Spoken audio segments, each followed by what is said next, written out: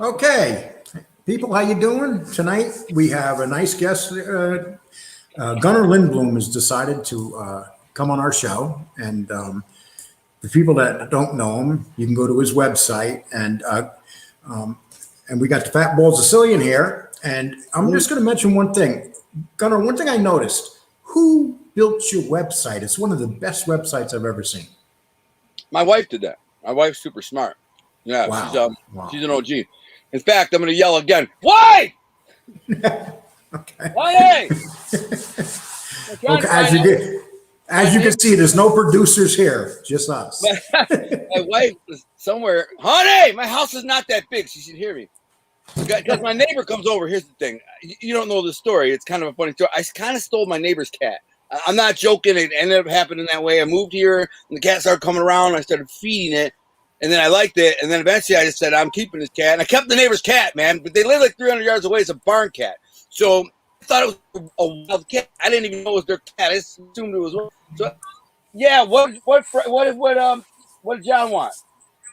Fred, what do you want? Okay. One second. Well, that's it.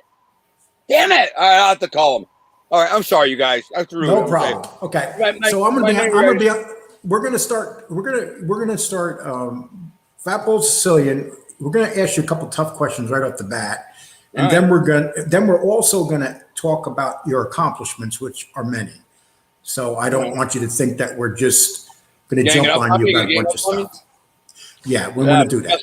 You're not gonna be pleased. Fat Bald Sicilian, why don't you? Gunnar Lindbloom and throw some questions at him. All right. To start off, Gunnar, nice to meet you, by the way. I wonder about having John Alite on your show. Now, there's a couple of reasons. First of all, I know you don't like rats. You're a street guy. You took your sentence. You did 13 years. And secondly, because I think you know that he's full of shit for the most part. I also have a quote here from you from Vlad TV that I hate to throw this at you, but you said when referring to a drug deal you were involved in, these are freaking Albanian dudes. You can't really trust them. They're not Italian. So why do you trust John Alite, Gunnar? I don't trust them. So that's where you got it all wrong. But I stand by that because of my experience with them in the street. If I was doing dirt with them, like gangster dirt with them, I wish I could take that back really, because I had a friend of mine. His name is Alex. He was Albanian. I forgot about him till after I said that, I guess. But the dude was such a cold-blooded dude, man, and an OG, got a lot of money. He hunted me down to get me in the game. He freaking had $100,000 of steroids. He said, "Can you move him?" I'm like, "Yes." And I made him. So the other thing was, when I got into a beef with a guy, I don't even.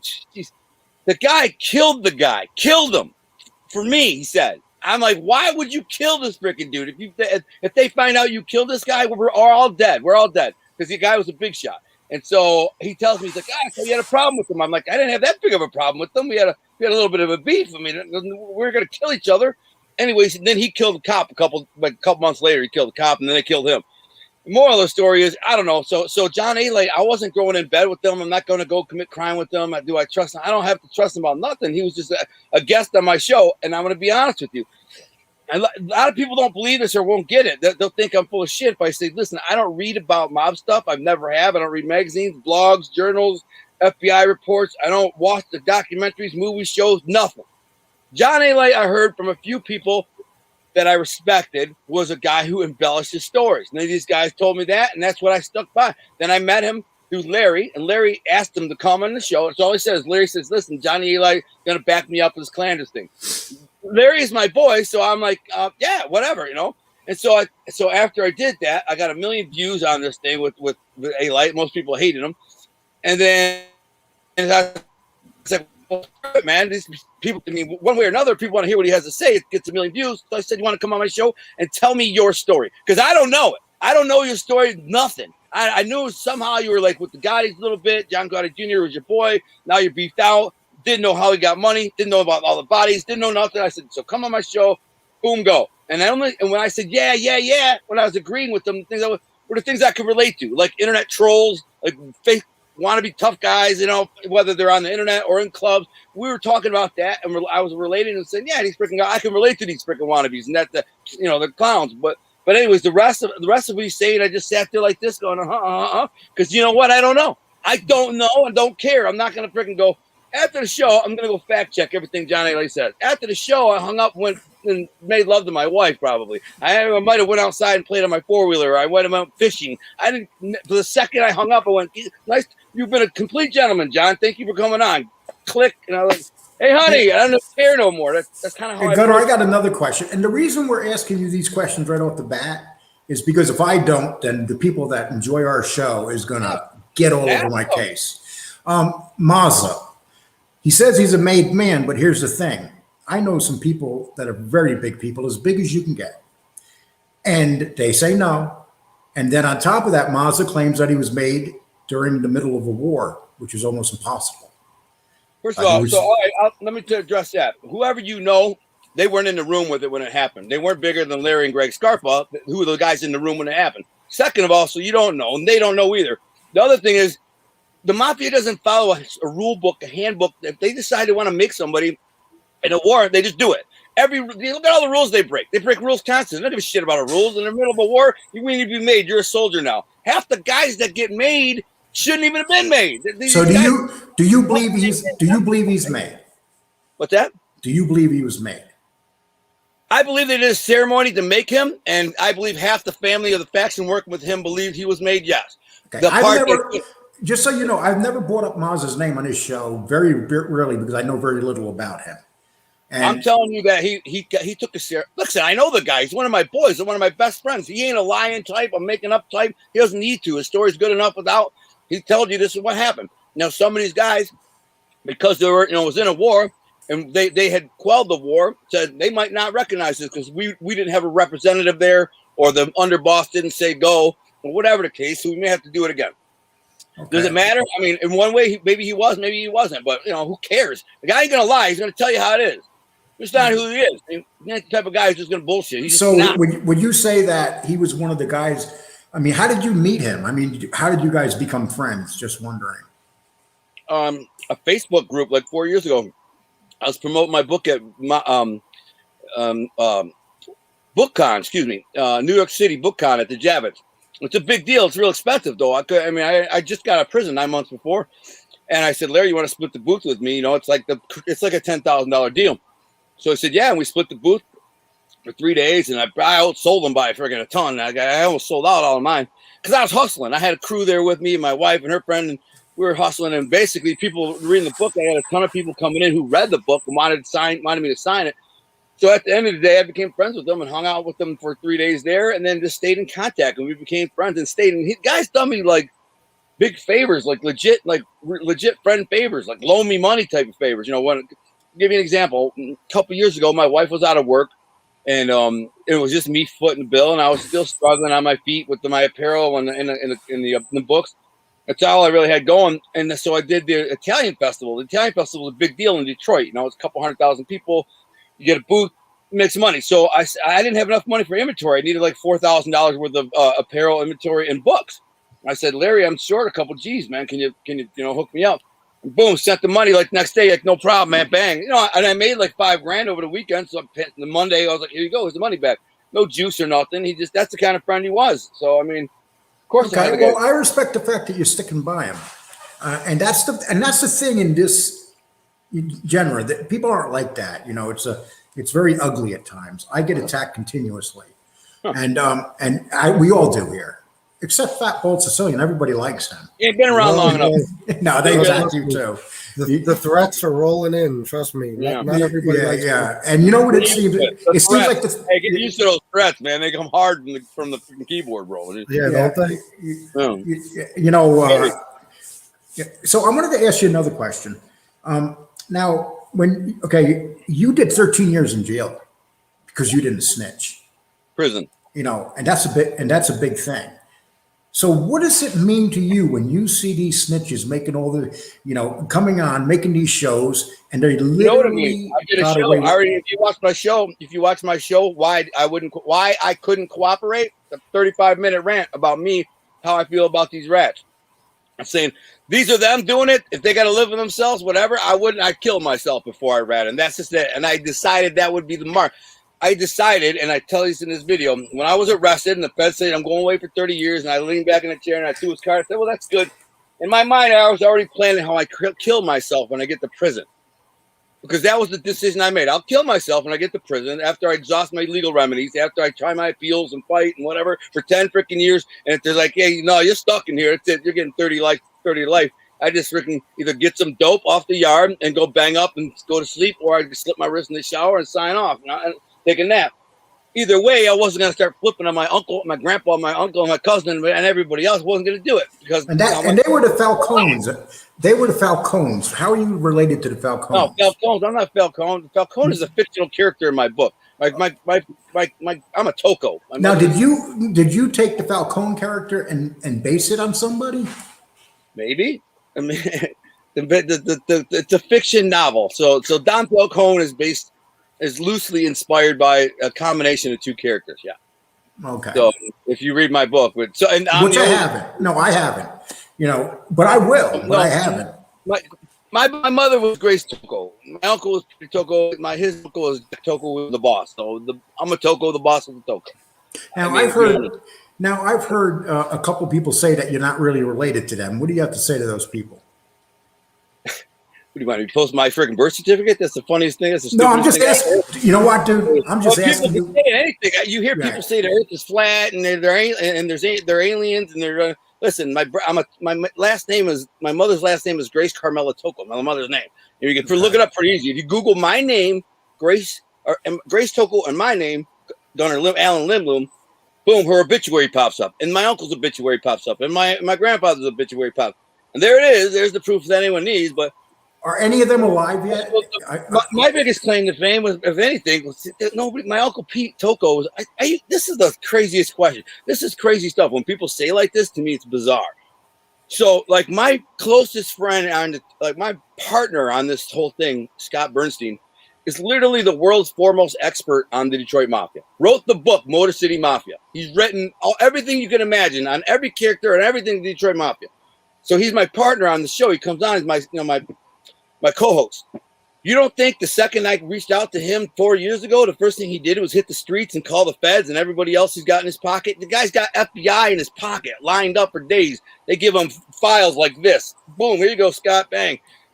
They told him exactly what I said I am. That's it. I'm not anything else. I was Pete Toko's freaking little pit bull, Tony Giacalone's little pit bull, or that's what they called me, or his muscle, or they called me something else. Certified tough guy. Boom, bona fide. That's what they said. Bona fide tough guy who'd crack your head open with a crowbar for $50. It's exactly what they told him. So, anyways, and the guys in the street said the same freaking thing. It's who he was. Big deal. I robbed drug dealers and beat people up. So, I mean, it wasn't that big of a complex thing. I mean, as a Toko, my whole life, I lived in the same neighborhood as all the mob guys in the entire Detroit Mafia. Lived in like a 4-block radius my whole life. So that's where I live. So, I mean, anyway, so it's kind of anyone who would question that or like, don't get me wrong. I'm not questioning it. I'm telling you something I heard. I know anyone who would say that is absolutely insane. Either they're lazy, don't want to do their homework and look it up, or who cares? It is what it is. I mean, I'm a Toko. It's on my birth certificate. You can Google that up too. All my whole record's out there. So, okay. Well, I'm going to talk. We got Carlos Muñez. He's done big time because he didn't snitch, and he has very low opinion of snitches. And he wants to ask you this question. My question to Gunner is this: I don't know many who come from lineage like you do, of stand-up man, and as someone who spent 12 years in prison, as you did, are you bringing Alite on for likes? Yes, that's a firm yes. So I don't do it. I don't do it to be your friend, his friends, or make anybody. It is completely just like Patrick Beck David when he had Alite on, or anybody else. It's not because they like them. They want to get in bed with them. They're buddies with them. It's simply to get views. That's it. Other than that, I can care less. That's an honest answer. Yeah, I got to give it to him for that. I don't. Yeah. I'm not going to lie. I'm not going to sugarcoat it. It is what it is. Listen, I'm not even a mafia. I wrote 9 novels in prison. 9. You know how many are mafia? Only 2. 1 and 2. Volume 1 and 2 of To Be a King. I just happen to be working this space because 2 of my 9 novels are mafia and based books, and so I have a background in it. And I figured if I use my background, my life story, as a kind of a marketing tool to help and get me awareness of my books, which are in the back somewhere. You can see there. Then I'll do that. Other than that, I don't care about the mob genre. In fact, I interviewed a guy today, had an awesome story, man. No mob, nothing. It's an awesome dude. He played Division I college football, got involved in drugs, and just lived out like a homeless dude in Vegas and like robbing and stealing. This crazy gangster stuff, but he was just a regular Joe. Guess what he didn't do, though? He didn't rat. So that makes him that makes him easier for me to interview. So I'd rather have guys like that, regular Joes that have nothing to do with the mob, than rat after rat after rat after rat after rat after rat, because that's what freaking 2,000 people on YouTube want. 2,000, remember that, because I got 6,000 followers. About 2,000 of them are like, everything mafia, yes. The other 4,000 want to hear me tell a story, and they don't care what it is. You see what I'm saying? They don't give a shit about the mafia. Like, tell us anything, Gunner. We love you. Those are the guys I'm after. The people that are reading my books.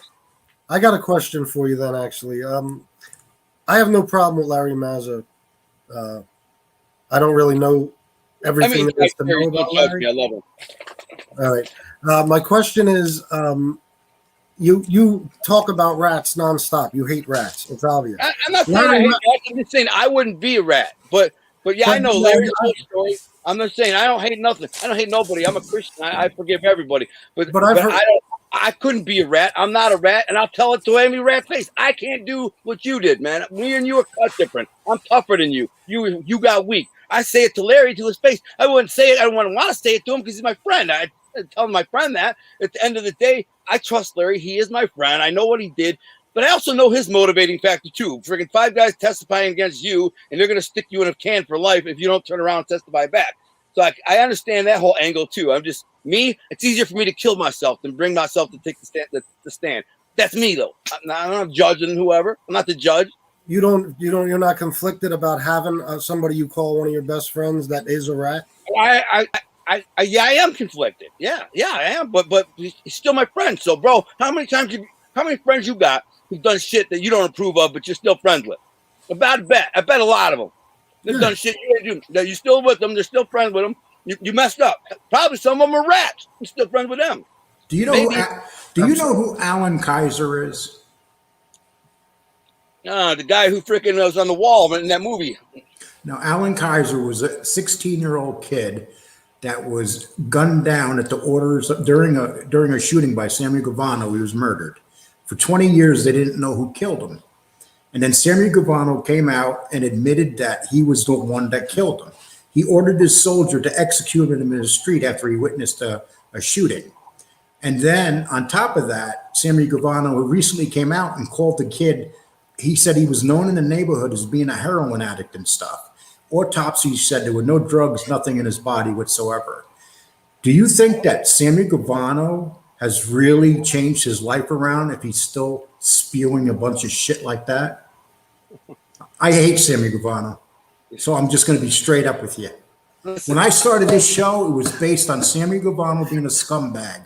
And Sammy Gravano was the lowest form of shit on the face of the earth. And I started this show. Huh? Don't forget Alite. Well, Alite is nothing compared to Sammy Gravano. Here's what I can tell you about Sammy. All right, and this is me, because oddly enough, his producer Rich Miller, I like him. He's a good dude, and even Sammy was halfway. Sammy is a guy who, in his mind, is delusional and still thinks he's a mob boss, when in fact he's just a crusty old man. He's just a feeble old man telling stories. But you have no idea. In his mind, when he talks, you have to shut up because he's Sammy the Bull. And he tried that with me, and I told him, "Hey, I don't give a shit if you're trying to talk. I don't kiss Sammy." I told this to his boy Rich Miller. He said, we all got to kind of cater to the guy. He's kind of got this ego. And I said, stop right there, Rich. I said, I don't give a shit about Sammy the Bull. He's nothing to me. We both work in entertainment. Here's the thing. I could whoop his ass. He can't whoop my ass. Back in the day, yes, he was this killer and this gangster. Guess what I was back in the day? The same freaking thing. We did the same thing. I went to prison but didn't tell. He went to prison after he did. So me and him, we're no better than each other. I said, we're the same people, and we work in entertainment, the two of us. I entertain people, so does he. All right, so if I talk, I'm not going to stop talking because Sammy the Bull starts talking. And, he got it. He's like, nobody's telling you to do that, blah, blah. So I'm just saying, I believe in Sammy the Bull's mind. He's still, in a strange, delusional way, kind of thinks that he's a big shot caller when, in fact, he's just running a podcast. You know what I'm saying? and that's fine. You know, that's your world. Let's get your money, do what you're gonna do, whatever. I don't care. I'm not gonna hate on the guy. But what I'm saying is, you aren't a mob boss. You're not a gangster. You gave up that card the second you took the stand. So you're just a feeble old man now, Sammy. Somebody needs to tell him that, but nobody will. I got a bunch of yes men around him. And they don't say it to him. Well, that's the whole industry. I get attacked. I'll be attacked after this show because I said that he's a piece of shit. I'll get attacked viciously.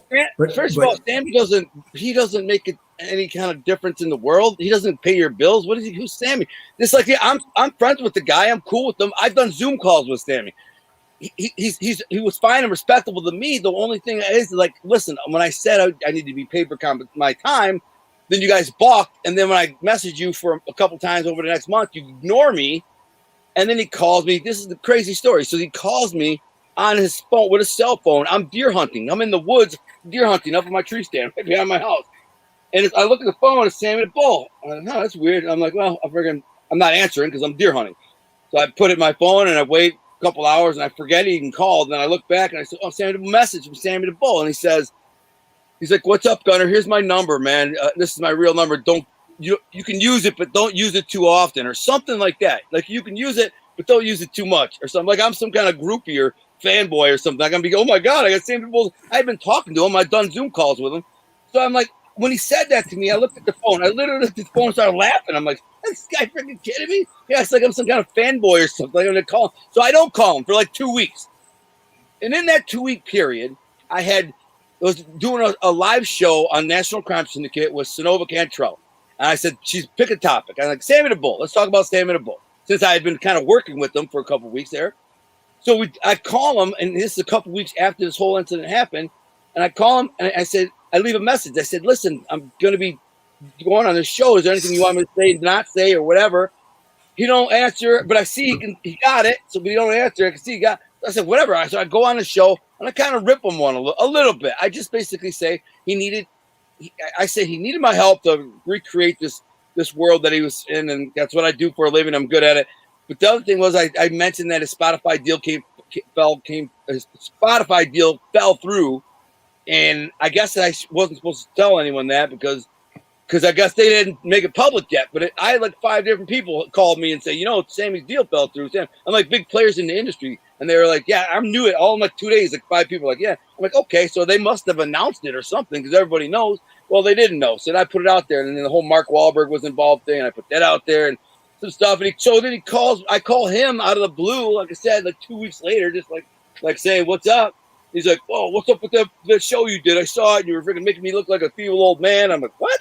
I said, nah, bro. I said exactly what you told me. He said, you were having troubles, like, remembering the details of these stories, and you wanted me to write the outline. So I did, right? You loved it. You told me you loved it. So did Rich. Well, yeah, but you didn't have to put it out there. I'm like, what the hell? I asked you, is there anything you want me to say and not say? So I take it. Well, you're basically saying you don't really care for Sammy.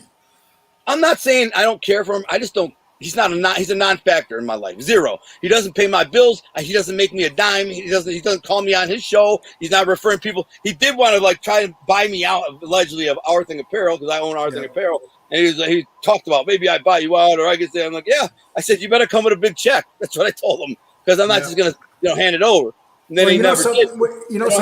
Something you say is that, he doesn't. The thing that bothers me about him more than anything, and I'm going to say one more thing about Sammy. Tomorrow we're doing a show about Sammy, the murder of Alan Kaiser, and we're going to talk about exactly how he was murdered, what was done, and all the evidence. It's just so people can understand that Alan Kaiser was an innocent kid that was gunned down in the street at the orders of Sammy Gravano, and the FBI didn't want to even tell the parents. We have to remember that. Just so that he can get his deal. The FBI was scared daylights to even mention it. So please come watch that show. Watch your show tomorrow. There's a lot of investigating on that. And I just want to leave that out there. And Gunnar, let's talk about, you're an outdoorsman, right? And I notice you're an avid outdoorsman. Yeah. Now, how many people that come on your show and stuff that do you like go outdoors, let's say with Alite or Mazda or any of those guys? No, nobody comes to my house. Those guys aren't into that type of thing. No. I'm the only freaking hillbilly at heart. But I had guys. I had two of my Patreon fans come up this weekend to go trout fishing. That was pretty cool. One of them drove all the way up from Tennessee, drove all the way up here, and I took him fishing. The funny thing is, listen, I'm gonna plug this fan in. It's funny because I'm remodeling my upstairs, and freaking it's hot as a mother ever because I got everything AC and everything's turned off. So I turned this fan on. So anyway, Gunner, this is a good question. I got to ask you, Gunner. This guy says, take control of your show and start asking questions. I think he's talking to you. No, he said Gunner. Gunner, take control. Start asking questions. That's all of my show. Yeah. That's all I do is ask questions. I thought. What's to ask? I mean, I just ask people the story. Now these are questions I'm just putting up. Yeah, I don't know what that means. I guess I thought all I do was ask questions and people tell their story. I mean, I'm not a professional show host. Although I do pretty good on my radio show, seems to be good, going well. So, someone told me to tell you to stop eating swine. Oh yeah. Is that your thing? Thank you for that, guy. I try to think of Bald Chris. I'm trying to think of who you remind me is one of my boys, and I can't put a finger on it, man. It's gonna bug me. But you probably never heard this because you're not from Detroit. If you were, you definitely would have. So you look Chaldean. Has anyone ever told you that? No. I know because you're not from Detroit. But if you were from Detroit, a bunch of people would have said, "Hey, you Chaldean?" Like you'd walk in, they'd think, "Hey, what's up, man? You Chaldean?" Chaldeans are Arabs. They're Iraqi Christians. There are a bunch of them in Detroit. Bunch of them. There's gangsters, hell, too. They're freaking killers, man. Straight. And do you know who Jimmy Calandra is? He knows. Vaguely. I mean, nothing really about him. Okay. Well, Jimmy was pretty much. He's been being viciously attacked by Mazza. Attacked him. I don't know about viciously, but I think Jimmy attacked Mazza first. And I think so. Mazza basically defended himself. Gunner. Jimmy Mazza would never attack anybody first. I'm going to let Fat Bald Sicilian handle this. You said a minute ago you don't know much about him. What do you mean? I know. I know that I've been friends with him for 4 years. He wouldn't. No. Jimmy Calandra. I just know his name. Listen. I've had exchange with Jimmy Calandra. I listen. Like this is. I'll tell you the whole freaking story. 4 years ago, the guy. I have no idea who the guy is. None. Friends me on Facebook and messages me and says, I'm writing a book. After I published my book and I was marketing it and it was doing really well, so it got really popular, everybody's talking about it. And he wrote me, he goes, I'm writing a book too. And I wrote back, I'm like, awesome, good luck. And that was it, because I didn't know the guy, the name. And he had this sign, his profile was Bath Avenue or something. And every once in a while I'd see a post on Facebook, but I barely went on Facebook ever. And then a couple of months ago, I see him doing a video on YouTube. So I listen. I'm like, it's pretty good, not bad. And then like another time I see another one, pretty good, not bad. And all of a sudden somebody says he's talking Larry. And Larry gets back to Larry and he says, I want to come on the show and rebuke this or defend myself. I said, yeah, no problem. You know what I'm saying? Well, wait a minute. But first I'm sorry, and I'm just telling the whole story. Prior to any of that, I had messaged Jimmy, emailed him, because I have a friend or kind of a dude I know, not really a friend, had his email and said, freaking, give me the email. So I got his email. I said, hey, man, you'd like to come on my show? He's like, this is exact words. I can post it. And it said, I believe you're as real as they come, but some of the guys on your show, like, not so much. I'm like, I get that, bro. My show is just about guys come on and tell their story. I don't know yours at all, but you're welcome to come on and tell it. Help you out. Man, I thought you were writing a book, so maybe we can help you promote your book, whatever. And he's like, no, I've respectfully declined. I said, okay, cool. If you ever change your mind, let me know. And then shortly after that is when he hit Larry with that. And I said, hey, by the way, Larry's coming on the show to kind of refute or rebuke what you said. He said, I just wanted to give you a heads up. He's doing it. That's how gentlemanly I am and how respectful I am. And he said, okay, cool, I'll be watching. And then Larry said what he said. And then, I don't know, what happened to Bald Sicilian? We lost him? He may have to go to the bathroom. Can you hear me? Yeah, I can hear you. I don't know what happened. My camera went out. Okay. Well, if you can keep talking, that's fine. I'll figure it out. Okay, so you want to finish on the Jimmy because now he's gone. Okay, he'll figure it out. But anyway, because Jimmy was very disappointed when they attacked him on that show, and it's. Well, he attacked them first, dude. What do you? I mean, you didn't listen to it? He attacked them. I think I don't. That's not from what I hear. What I hear. Well, you need to listen. That's what you need to do. No, I do. No, I do listen. He attacked them first, and Larry just responded. That's it. I don't know about Alite. I don't know what happened with Alite. Nothing. But I will say Jimmy said something about Larry. Okay. So you don't. Okay, that's fair enough. You don't know about Alite. Okay, I understand that. Okay, but with the Mazza thing, I don't understand when you're saying that Mazza attacked him. You're not seeing the whole thing because this thing's been going on for a long time between them. How long? Yeah. What are you talking about? Larry don't even barely know the guy. Met him in jail 30 years ago or something. He barely even met him. How can you meet somebody in jail and not know him? I met thousands of people in jail. I met thousands of people in jail. I don't remember any of them. Trust me, especially freaking little wannabe Klingons, freaking that I don't have any respect for it. I don't even look like some little, you know, how many little punks in freaking out in every prison I met try to hang in around me just because they want to be my friend. And I wouldn't remember. I met thousands of them, and I wouldn't remember one of them right now. So I respect the fact that you're friends with Larry Mazza and you're sticking up for him. That says something about you as a friend. And, you know, I'm just going to get off the Larry Mazza thing. You got your feelings about Larry Mazza. I don't really know him enough to have feelings about him, but I do know Jimmy. I do know Jimmy. Guy. He's a great freaking guy. And on top of all of that, other stuff, the guy's got, we got a couple of major projects, entertainment film projects in the work that are really, really big deals. And I don't really care about none of that. He's my boy. But you probably heard one side of a story and now you believe something you're seeing it in one way. You see it in one lens, but you haven't seen both sides or really taking both sides. Larry was going about his life, living his life, doing great, and all of a sudden Calandra out of the blue starts talking trash about him. So Larry sat down and said, hey, I'm going to address this, and that. And that was it. Same thing you would do, I would do, or anybody else would do. Well, this is one of these times I wish that Jimmy was here to defend himself, but, you know, he's not. So I can't really say anything. Oh, you can go back and look at the timeline. Just go look at the timeline of the videos. You can look at I will do that. I'll make you this deal. I'll look at the timeline. If the timeline's what you say it is, I'll apologize for being wrong. Man, it's nothing to apologize for. It just is what it is. He said it first, and I had Larry on. Larry didn't come on and attack him out of the blue. Never happened. Never, ever. Larry's not that kind of guy. I asked Larry, would you like to address these things Calandra are saying? He said, why, yes, I would. I said, let's record today then. And we recorded it, and boom, put it out there. And he came back, and it was like, you know, that was that. And, you know, this guy, right, Larry Mazza should not be allowed to lie that he has made, pure bullshit. And we get so much of this, you know. Yeah, let him think.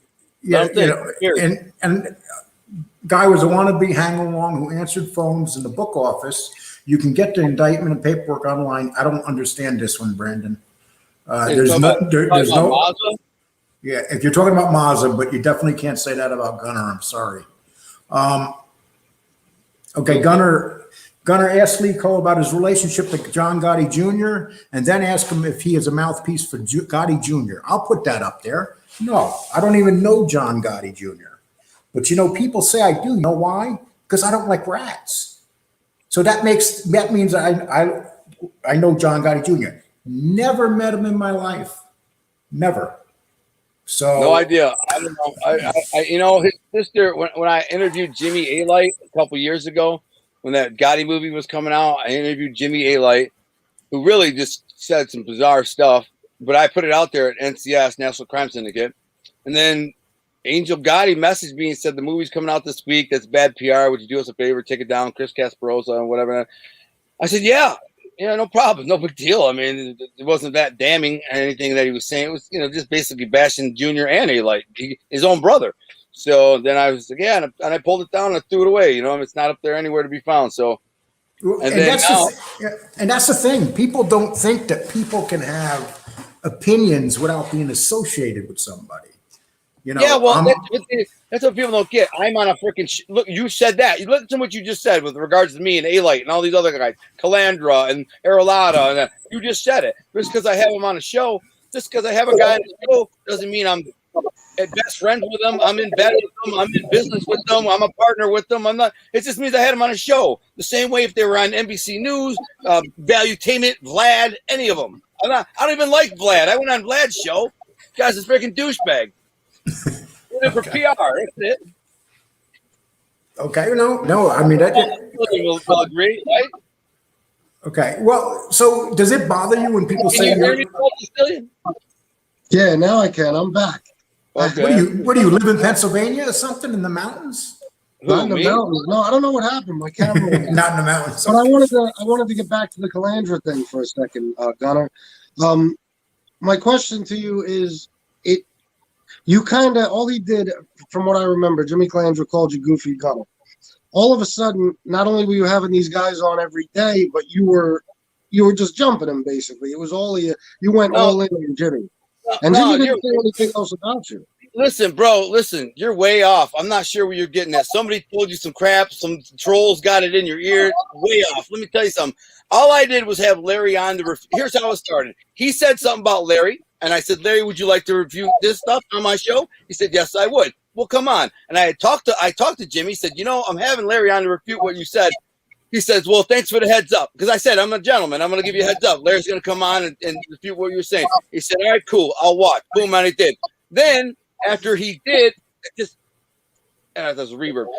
He happened to have Alite on with him or whatever. So now, this is what he says to me.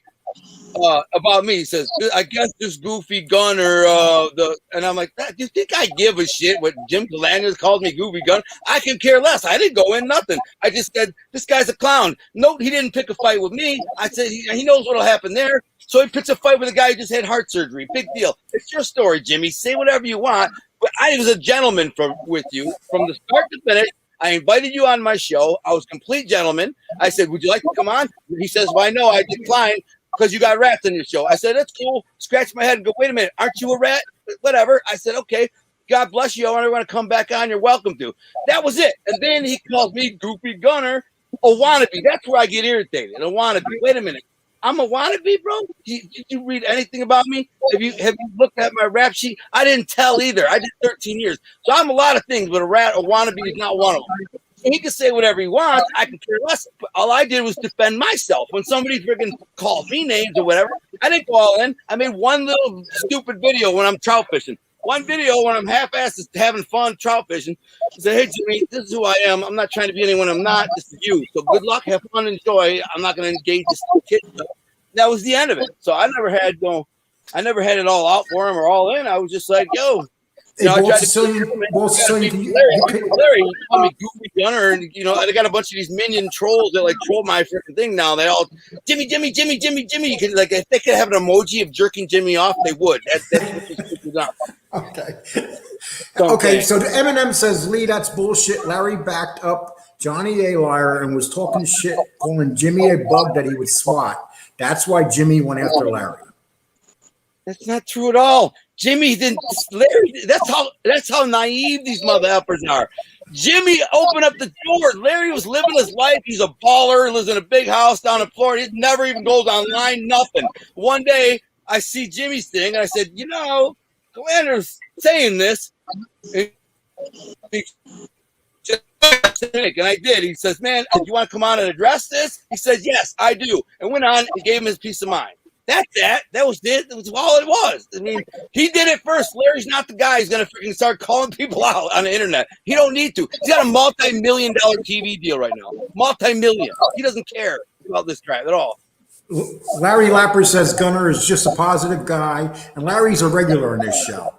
And him and I in the beginning, and he doesn't want to get mixed up in these beefs. I'm not in no. I'm just talking. Bald Sicilian, can you put your thing on mute? You gotta turn your phone off or something. Yeah. Yeah, it sounds like there's an aberration or something there. Okay. Well, something. One thing I'm going to say, and it doesn't matter what anybody says here. You're here. You're really giving answers. You're holding your own. You're doing great. If I was you, this is just me and you, and I had me.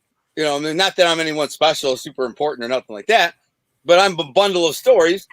I would ask me stories that don't concern either one of them guys, because that, to me, that's old news and boring as shit. You know what I'm saying? Ask me about something that I did or a robbery or something. Hey, that's kind of okay. There's a video that I watched of you where you were running in a tunnel and you were bleeding. I don't know if that video that you shot. No, yeah, I didn't shoot that, but Zoom in TV. Can you tell me something about what you were talking about? Because I found that actually very interesting. Yeah, that's a good story, actually. That was shot by Zoom in TV. It's a trailer for a documentary that they're shopping or whatever. They shop a million of them, but maybe I get picked up. That was the day that I was shot. I was stabbed. Actually, I didn't get shot that day. Excuse me. I was stabbed and hit with the head with a bat. So if you look at my head, if you kind of look, there's a big scar right here. It's funny because been hit in the head 2 times, but this is the bat one. Anyways, actually this ended up with me shooting somebody like 2 weeks later over this. But anyways, I beat up a guy earlier in the day. They were Albanians, of all things, and I was going to freaking pick up an ounce of coke from a dude who was my main coke dealer. I don't know why I bought like an ounce every day and sold to my cousin and make $400. It was just kind of an easy thing to do. I didn't like to have more than a couple ounces because then you get in a lot more trouble. So I go down there to get it, and I see my boys on the porch, and they're with these 2 dudes. I pull over my Mustang. I jump out of the car, start walking over, and the 2 dudes are like, "Yo, man, take your bitch ass across the street, back across the street." I'm looking at, I'm like, what about me screams bitch ass? You know what I'm saying? I said, settle down, bro. This is my boy right here. He's like, I don't give a F who's your boy, blah, blah, blah. And the dude who my boy was a big mother effer, bro. Big dude, googly eye, like White Debo. And it's him and his brother were sitting there, and they're like, he told the guys, calm down, that's my boy, you know what I'm saying? He's like, and the guy's like, I don't give a F who your boy is. I'll beat his mother effing ass and yada, yada, yada. So not sure why he had a hard on for me. So I was like, Lo, let him go. Guy's name is Lorenzo. I said, Lo, let him go. Come on, come here, man. Tough guy. You got a big mouth. So he grabs a bottle off the porch and he starts coming at me with this bottle. And he's circling around me like, and I'm like, hey, what you gonna do with that bottle? I said, that's gonna do nothing but make me mad. He tries to smash me in the face with the bottle, and I duck it, and it hits me in the collarbone, and like shatters, and freaking actually that hurt like hell, man. It was sore for like a year after that. But anyways, freaking as soon as I came back, I'm just like, whoosh, and I just knocked him out. One punch, wham, hit him in the jaw, knocked him out. I should have left him knocked out, but I didn't. I got on top of him, started wailing him, and like pulverized his face, basically, just hamburgered his ass. So splattered him. Then I got up and I left, and I told Lo I'll be back later, whatever.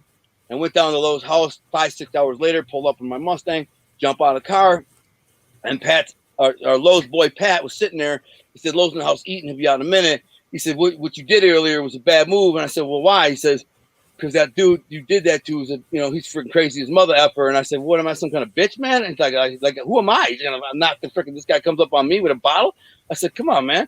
And right about that moment, I get cracked in the back of the head, bam, with this whale or something. I don't know what the hell it was. And when I turned around to see what it was, dude had a bat, wham, and just broke the bat over my head. I don't know. It spun me against the car. I spun back around and grabbed him by the throat and tackled him right here and just tried to kill him. Basically, I spent the next maybe 20 seconds trying to kill him. While his boys, I don't know where the hell they came from. There's like 4 of them. They rushed out, were freaking hit me with the bottle. One hit me with the bottle in the face. I still got scars. And they were kicking me, punching me. Let him go, let him go. One of them stabbed me. I got a big freaking stab scar. I don't know if you can see it. I don't know. I got scars all over me from where I've been stabbed. But anyways, freaking, I was on top of the guy, but more or less choking him. Just I was actually crushing everything with my hand, like choking him, blood spurting all over out of his face. It's horrible. I was bleeding all over the place too because I've been smashed in the head with a bat a couple times. And all of a sudden, one comes run up with a 2x4, and I kind of caught it out of the corner of my eye and lunged forward, and they freaking smashed me across the back of my leg with a 2x4, which, by the way, hurt like hell. It hurt worse than all the wounds I sustained that day. Was that hamstring, that freaking board doing my hamstring.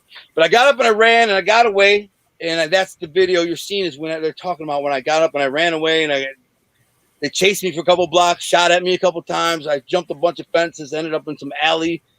Thought I was gonna die really because I stuck my finger in a hole. I was spitting up blood, and I'm like, I'm doing bad. And then a friend of mine had just been killed. Just a few weeks before this, a friend of mine had been killed, and I remember going to a funeral thinking about him, like, man, what the frick was this guy going through? Like when he was dying, they smashed him over the head with a pot, like a planting pot, and freaking he crawled in the woods, and then not the woods, like a vacant lot next to his house at a party. He was dying.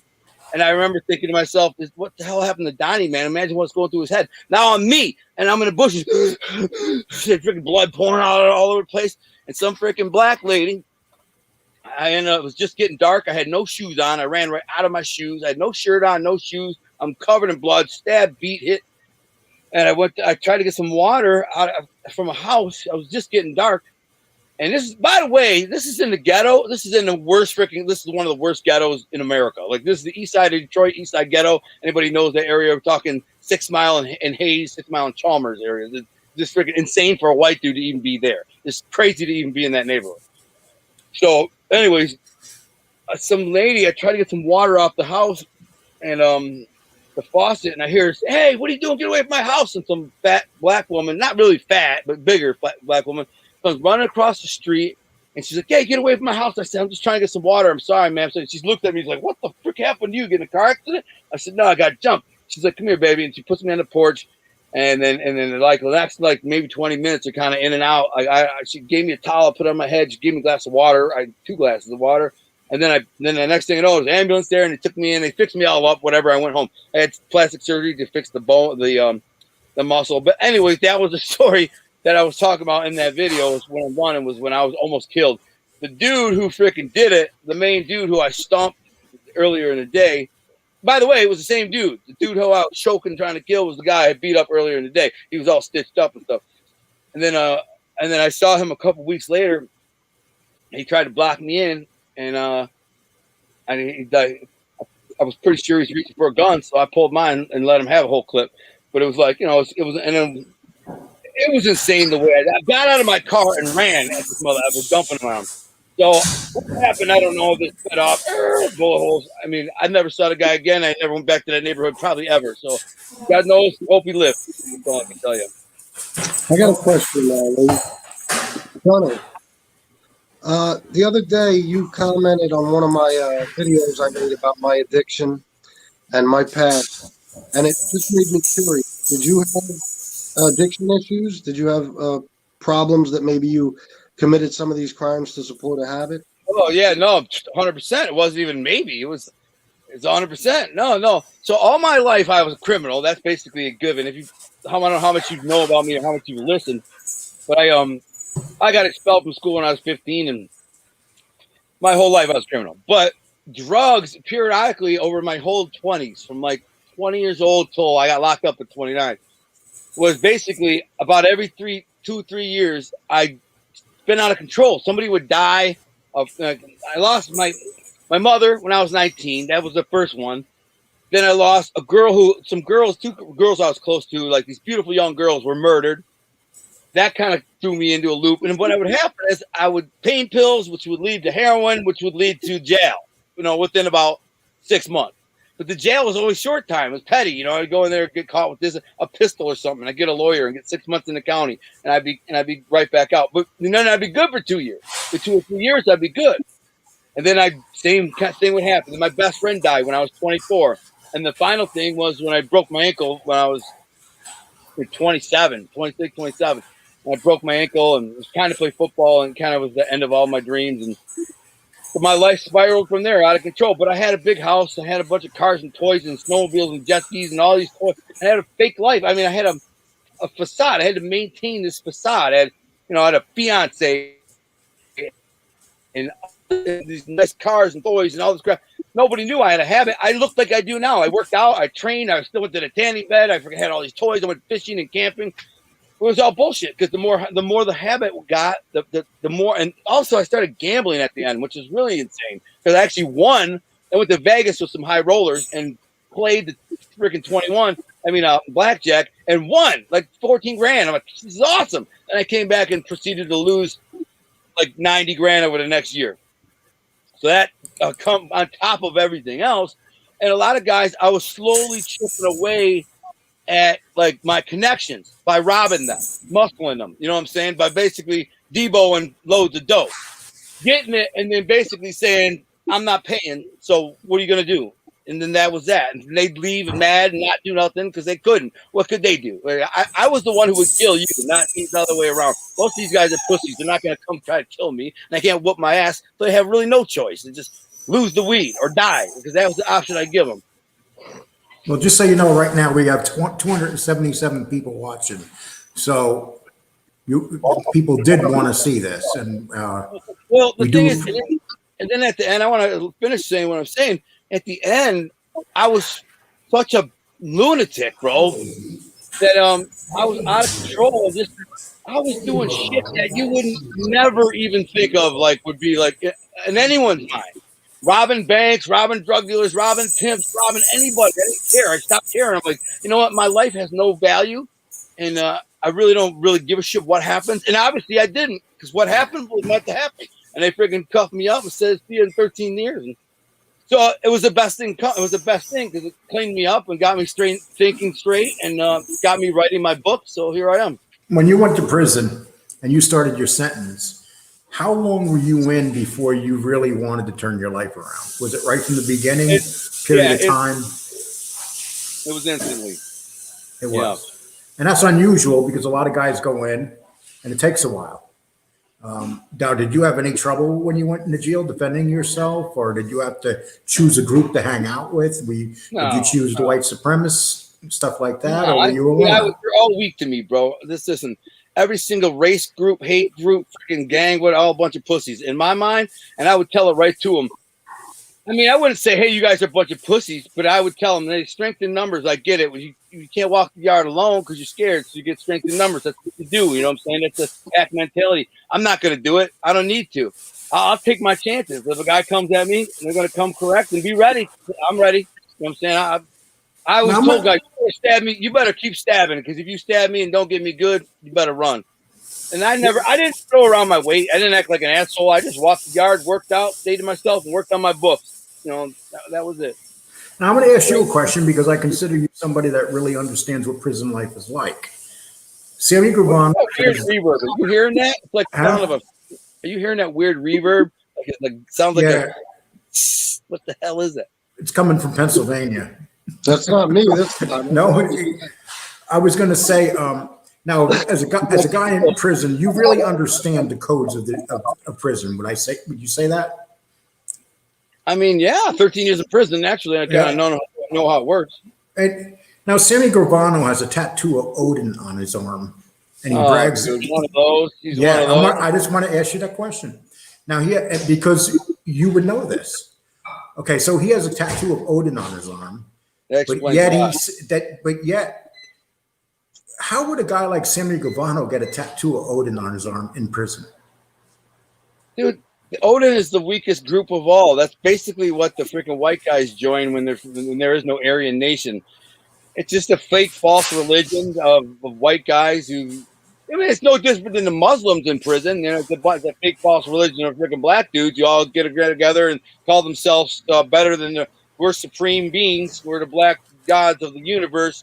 So the guys, the Odin guys, with them Odin guys where I was in prison were kind of a joke, bro. I remember the head Odin dude, and I had two Odin issues once. One of the head Odin dude's brother locked in my cell, and for whatever reason, this little fat freaking wannabe tough guy, he said something to me, and I said, I told him, "I'll beat your fat ass." His name is RJ. He's like, "What? I'll tell my brother." I'm like, "Go tell your freaking brother. I'll wait with the door open. Go get your brother." He was a big muscle-bound guy, bigger than me. But pussy, you could look right at him and tell he was a pussy. I mean, one of them dudes, you could look right at him and go, "Straight cut pussy." "Oh, my brother's a killer." I'm like,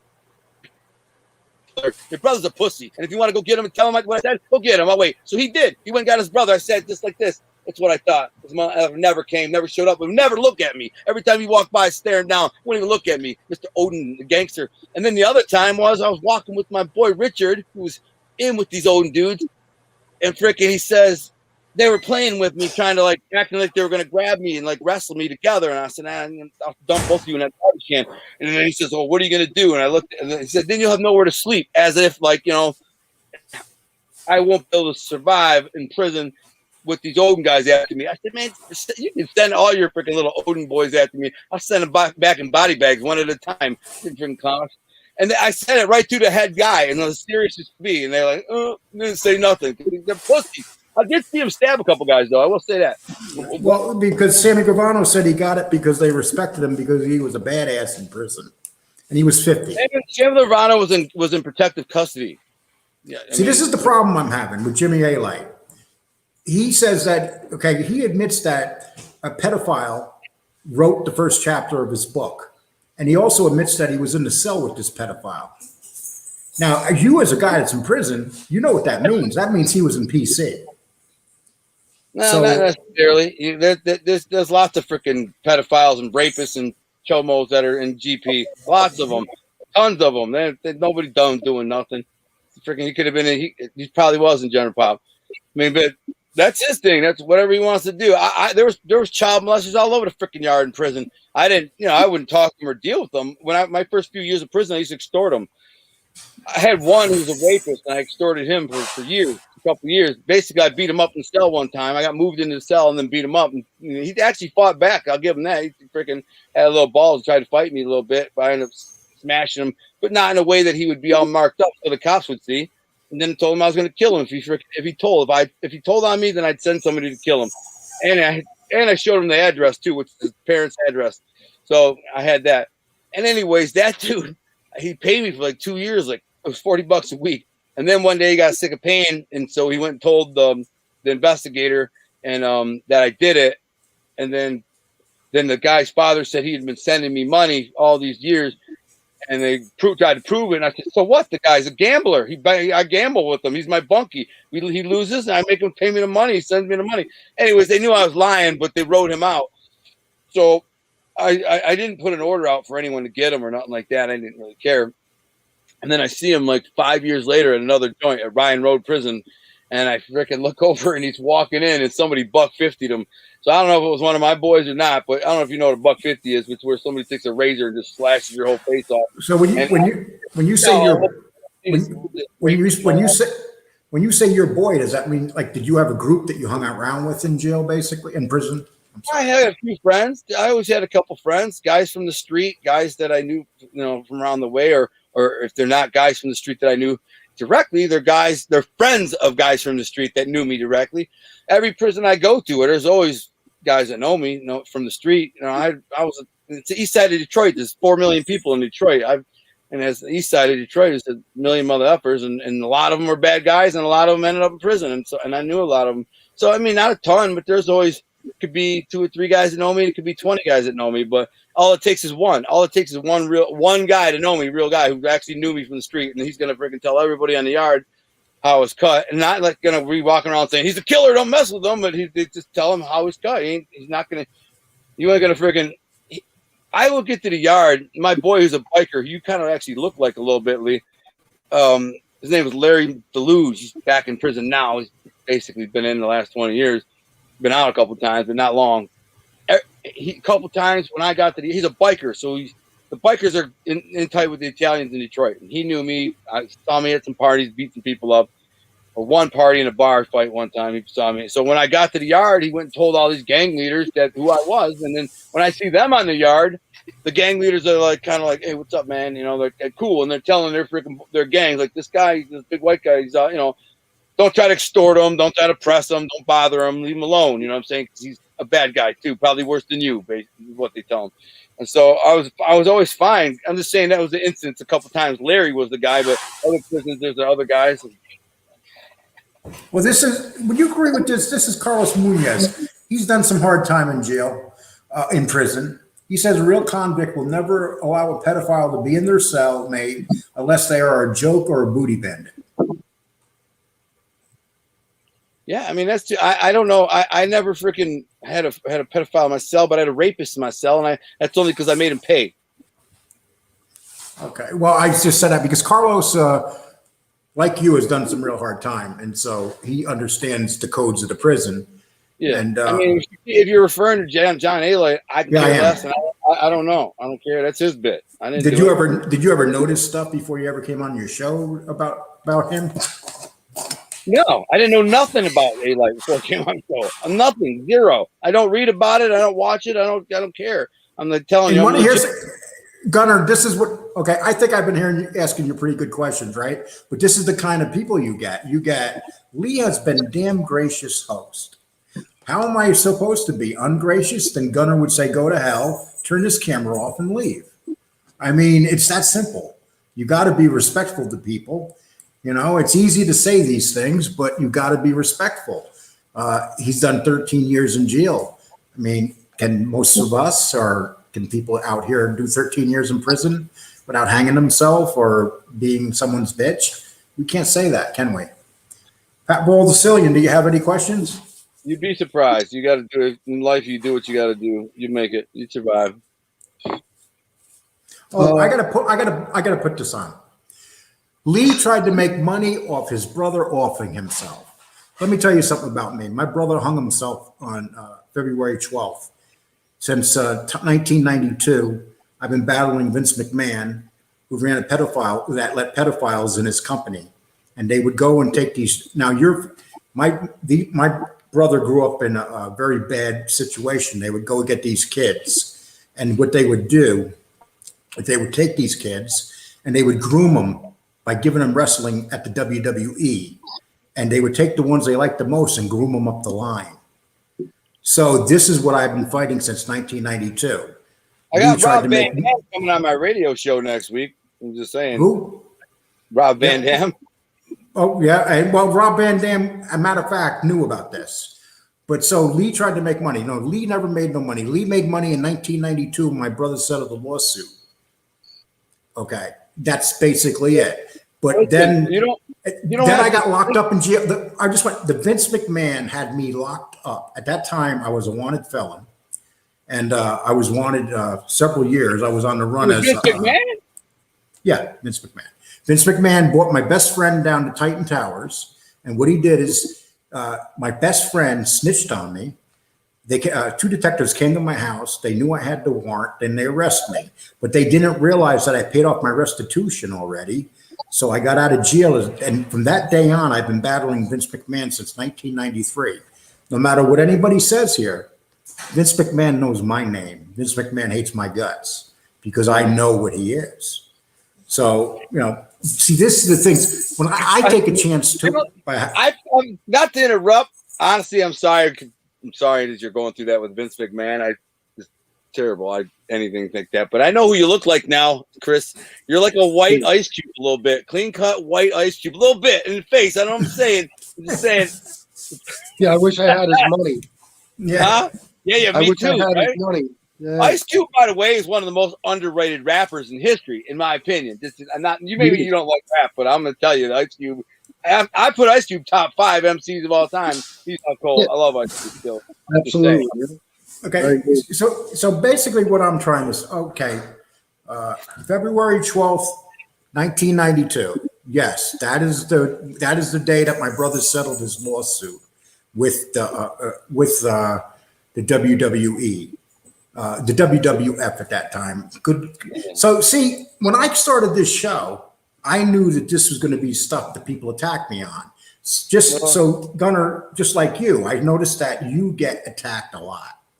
So no, I don't. I actually don't get attacked a lot. I mean, not on my channel. A few people that do are just dorks. Go away. I don't care. They have no life. Listen, I got way better things to do. I'm a Patreon creator, YouTube creator, new novel coming out, radio show host, YouTube host.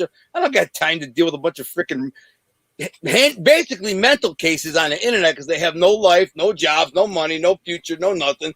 I don't know. The idiots attack me or I can care less. The guys who say, there's any record of you being a toco. I'm like, geez, your fingers don't work, stupid. I mean, what do you I can care less. I can't alter freaking reality for him.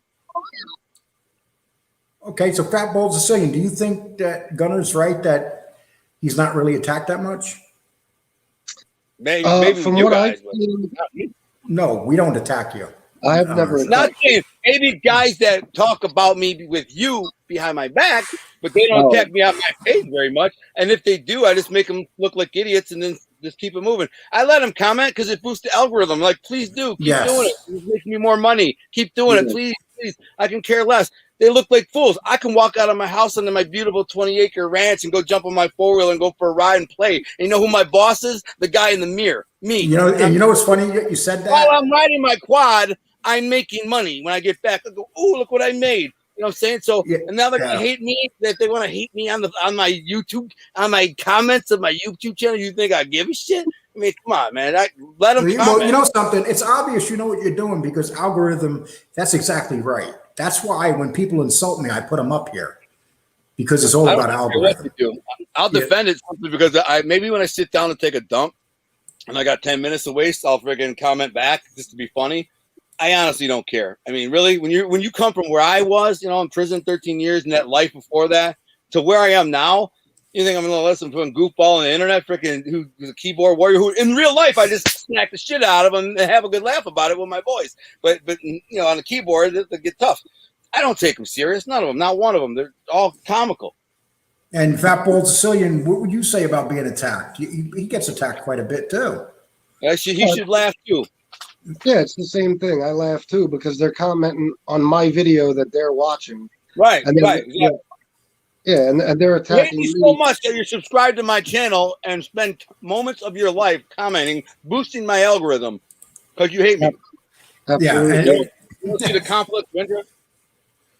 And they're out in droves tonight. We got 300 people on right now. So really? Yeah, we do. And Gunner, I wasn't sure when you came on what the reception was going to be, but it's obvious that you have a very good reception. And I thought you were going to say it's obviously they all hate. No. No, I'm not going to be. Okay, so I'm going to put up. Here's a good. Gunner is an honest, making money on YouTube. Is honestly making money on YouTube. I mean, no, this is some of the quotes. Okay, Gunner, you are talking bullocks. I made a comment about your sunglasses on NBA and the bottom man, and you wouldn't let it go. What did I say? That I have an eye condition? Yes. So normally I actually would be wearing sunglasses because I have an eye condition. I get shots in my eye. If you go on my YouTube, you can see them literally stick a needle in there.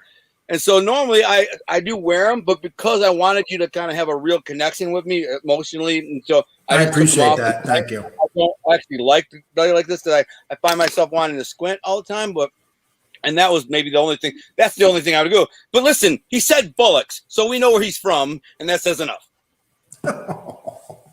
Okay, Lee asked Gunner how much he loves Trump. Gunner asked Lee how much he loves Trump. What the hell is that about, dudes? No politics. Trump has. I don't give a crap about Trump. Trump has no. He has more balls than the pussy we got in now. But other than that, Trump don't do anything. You know what? Trump I second that. I second that. That's basically what I can say. How about you, Fat Bald? Are you going to second it? I don't think no politics. I refuse to talk religion or politics. Yeah, well, that's a smart thing, And it's amazing how Donald Trump's name always seems to come up no matter what you do in life. That's for people who have no creativity. Restoration 20 acres in Michigan isn't expensive. No, it's not expensive at all. No, it's under $100,000, and I got a beautiful house too, man. Up where I live, there's nothing here, so there's no jobs, there's no commerce, there's nothing. I live in the middle of nowhere, just the way I want it. I'd have it no other way. So when I got out of prison, one of my requisites for my wife to find us a house originally we rented was nowhere. I want to be in the middle of nowhere on a snowmobile trail or the ORV trail. So when I go ride my 4-wheeler every day, I want to be able to go fishing every day. I want to go hunting and do whatever I want to do. And that's where I live today. And it's awesome, bro. Let me just tell you, I literally, and in a couple of months when the deer season starts, I'll walk out my door and be hunting in my tree stand in 200 yards. I'm up in the tree stand, 5 in the morning. It's beautiful. 20 freaking deer coming in. I love it. And then if I want to go fishing, I jump on my dirt bike, my motorcycle, my enduro. I drive for 45 minutes. I'm out. I'm in Trevor. So it's beautiful. Sam too. Alan Brock says, look at Gunner. Yes,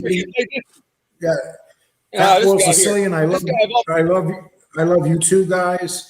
You're just cool as the other side of a pillow. Okay. So thank you. This is my guy. I'm going to go fishing with him soon. Me and my boy are flying out to him. Well, I want to say he's in Boston. I know he's from Carolina, but I thought he works in Boston. But they make movie sets. This is my boy. So he's like, I inherited a boat when my dad died. I'm taking tuna fishing. So I'm super geeked. So I tell him, dude, you paying go? And he's like, yeah, let's go. So we're going out there to get the big bluefin and tuna with that dude and his boys. They love me, his whole crew. He's like, there's like 30 of us at my company. And when we're on break, we got a big green screen TV and we binge watch the show. Which is pretty cool. And yes, we got cherries. Which I love. The funny thing is that Gunner just said that he owned 20 acres and had a house on it in Michigan and Ontario Restoration. Gunner, if you came from the mob royalty, why are you so poor? I mean, what do you consider poor? These are the kind of handicap questions that I don't even like to bother asking. Yeah. Here's the thing. You'd almost have to be mentally handicapped to even ask that. I went to prison for 13 years. Everybody in my family I was connected to died when I went to prison. Everybody else took their money and went other ways. Nobody owes me dick. All right. So what do you think? They're just going to hand me a bunch of money when I got out of prison? Here, you're a Coco. Here's $1 million. That almost happened because my grandparents died.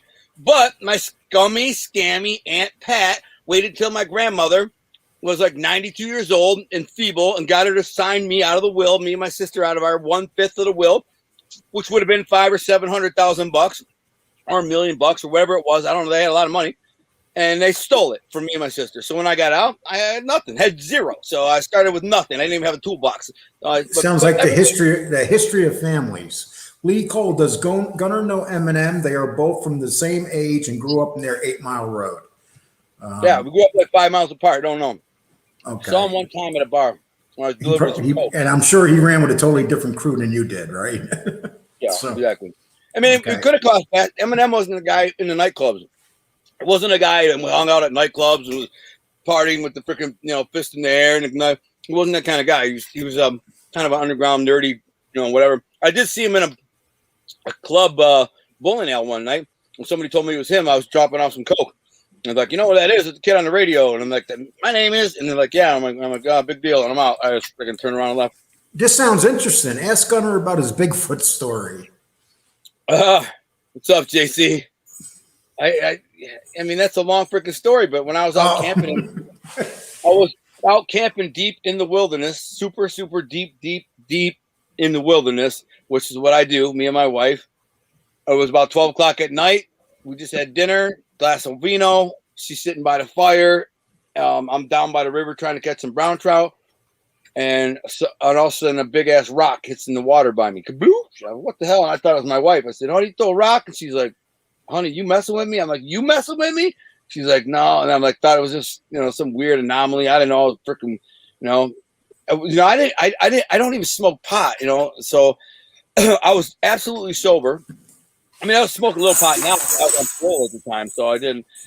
And then about maybe 4 or 5 minutes later, and I was kind of creeped out by it, kind of like, what the F was that? You know what I'm saying? Like a big ass rock hitting the water right by me. And then all of a sudden another one hit, bigger one, closer, big freaking boulder the size of a softball hits the water about 10 feet from me. Boom, right in the water. And I was like, honey, you fat effing with me? She goes, Gunner, get up here right now. So I went upstairs and I went up the hill, sandy hill, and I grabbed the machete and a frying pan and started banging it and like, come on, get me. I started yelling, come get me. I mean, I'm screaming, come. I didn't know what the F it was. I'm just trying to scare it and intimidate it. But whatever it was, it threw some rocks at me and freaked me out. And that didn't even hit. The next day, we heard something running through the woods. It was even creepier. So we left, never went back. I did go back this year, but not spend the night. Now, do you go to any type of, and Fat Bald Sicilian, I asked this, are you guys in any type of programs for recovery? I'm not. No, I was never a fan of AA, and I just kind of did it on my own without meetings. Okay. I mean, I like prison. I don't know. I'm telling you, the key to sobriety is live a good, wholesome, fun life. I mean, it helps to have a good partner. You got a good wife or a good partner with you that kind of, split the life with you. But I mean, really, if you just kind of try to laugh every day, get out and do fun stuff, whatever it is that you like to do that's fun, and then just live wholesome, eat good, work out a little bit, exercise. That's right. And that's very true what you say about partners. I noticed the people that, especially in this industry now, have gotten their life together, have good partners. And I'm talking about, and I see that your wife actually helps you with your show, working in your. I came into your chat room a couple of times. I noticed that she works your chat room and helps you with that. So she moderates that in case there's some idiots or a lot of people want to know where they can get my books, where they can donate money, where they can buy a shirt, whatever. So is there anything that you like to say about your products or anything if people want stuff or Well, yeah, of course. So I own Arthing Apparel. Yeah, every shirt that has your city on it. Mine is Detroit. It's at artandapparel.com. And we have 31 designs, tracksuits, kind of old school stuff. Like, in fact, I'm sitting on a tracksuit right now. Here's what they kind of look like. So here's the back. Yours would say New York or wherever you're from, and then the front says they're all embroidered, so they're kind of throwbacks. You know what I mean? Mine says Detroit Art Thing, and then normally it'd say your name on the other side, but I never got this one with my name Gunner on it. But anyway, how the hell did you pull that off? Where you got that name Our Thing? I would figure somebody would have that. Someone does have it, but it's it's defunct. I've had it for 4 years. So Our Thing Apparel. So you said Sammy tried to offer you money, said he was going to offer you money for it? Yeah, he suggested buying me out. And I said, well, you better come with a big check. And that was that. Yeah. Maybe he does. Maybe he didn't. Well, whatever case. I'm sure his merch doesn't sell very well. I'm 100% sure of that. And you know how I know? Because his market, the market that he caters to, has no money.